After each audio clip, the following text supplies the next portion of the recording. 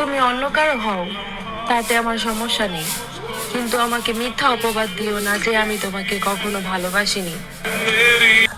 আমার দিকটা ব্যাখ্যা করতে আমার এখন ভীষণ ক্লান্ত লাগে। বাদ দাও, তোমাকে আর আমার হতে হবে না। তোমার মন যাকে চায় তুমি তারই হও।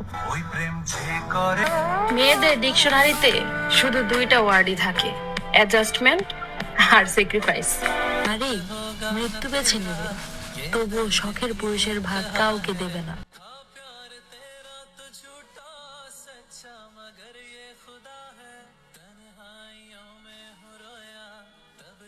তোমাকে ভালোবাসা আমার ভুল ছিল না, ভুল ছিল এটা ভাবা যে তুমিও আমাকে ভালোবাসো। দেশের নেত্রী যেই হোক, তোমার নেতৃত্ব শুধুই আমি।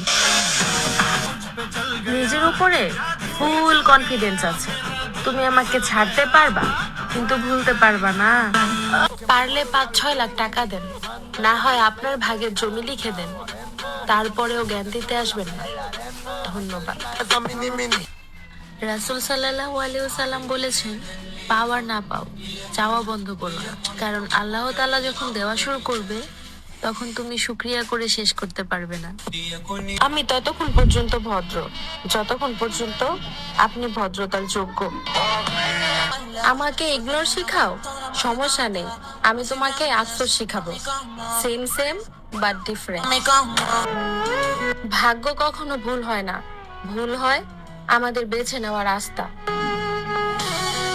শাস্তি দিও, শান্তিও দিও, কিন্তু মৃত্যু পর্যন্ত সঙ্গ দিও প্রিয়।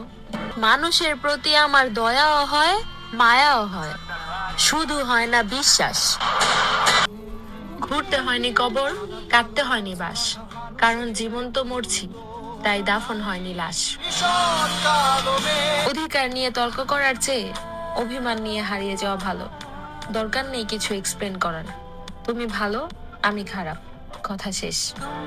অভিমান করলে নাকি সম্পর্ক গভীর হয়, আর আমি অভিমান করলে মানুষ আমাকে ছেড়ে চলে যায়।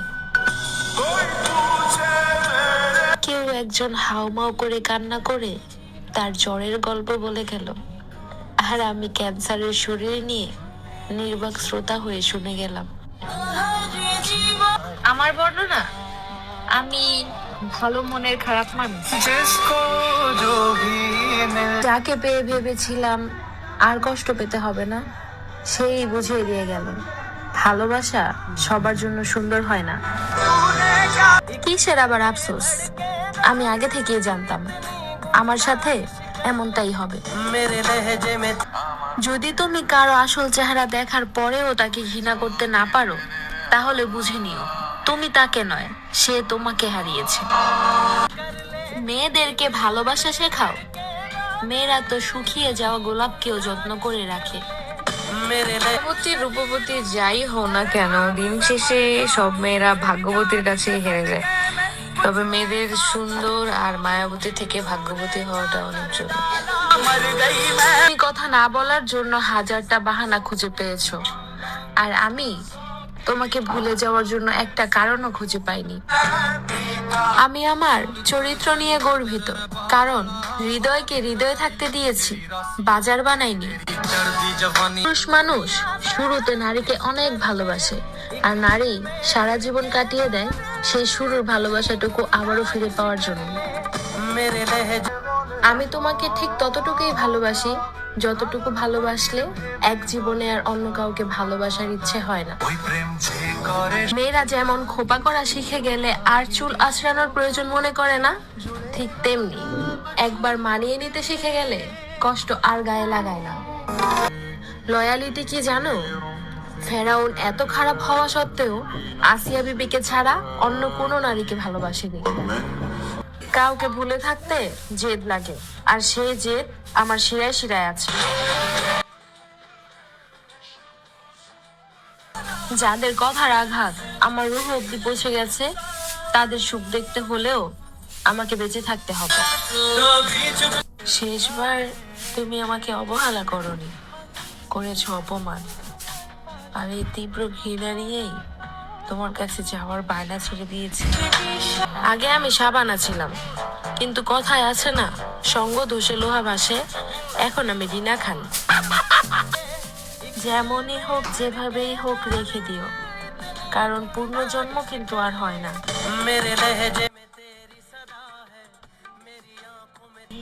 বর্তমানের নিষ্ঠুরতা আমার স্বভাব না, এটা অতীতের নেওয়া বোকামের শিক্ষা।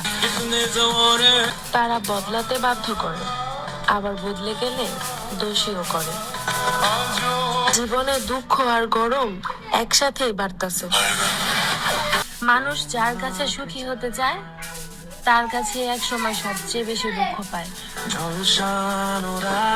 কথায় কথায় যে হাসে, তাকে একবার বুকে জড়িয়ে দেখো, সে কেঁদে দিবে। তুমি বুঝবে না, আমিও আর বোঝাতে পারবো না। ব্যাস, এতটুকুই থাক। সবার মতো নিজেকে গোলাপ বলতে পারলাম না, আমি প্রচুর টক্সিক, তাই আমি ক্যাকটাস। সমালোচনা পিছনে না করে সামনে করুন, হয়তো নিজেকে ঠিক করব, নয়তো আপনাকে। যত্নকারী যদি যন্ত্রণা দেয়, বিচার দিব কার কাছে? যাকে ছাড়া দম বন্ধ লাগতো, তাকেও মুক্ত করে দিয়েছি। তুমি আমাকে ভালোবাসলে, পুরো দুনিয়া আমাকে ঘৃণা করলেও আমার কিচ্ছু যায় আসে না। যদি কখনো জীবন আবারও স্বাভাবিক হয়ে ওঠে, তাহলে সবার আগে নিজের যত্ন নিব। শুনেছি কাউকে কাঁদালে নাকি তার চোখের পানির হিসাব দিতে হয়। আল্লাহ তোমাকে মাফ করুক, নয়তো তুমি এত হিসাব কিভাবে দিবে? শহর জুড়ে বৃষ্টি নামুক, খুঁজে নিও তুমি ঠাই। প্রতিটি বৃষ্টির কোণায় লেখা থাকুক, আমি শুধু তোমাকেই চাই। যে মেয়েটা খুব করে সংসার চায়, তার কপালে সংসার থাকে না। যে মেয়েটা শুধুমাত্র স্বামীর ভালোবাসা চায়, সে কখনোই স্বামীর ভালোবাসা পায় না। বউয়ের জন্য মায়া না লাগলে, বউর কষ্টে আপনার কষ্ট না লাগলে, আপনি স্বামী হওয়ার যোগ্য না। সবকিছু হারিয়ে ফেলার পরেও নারী হাসে, আর সেই হাসির গভীরতা বোঝার ক্ষমতা পৃথিবীর কোনো পুরুষের নেই। এবার তুমি তোমার ক্ষমতা দেখাও।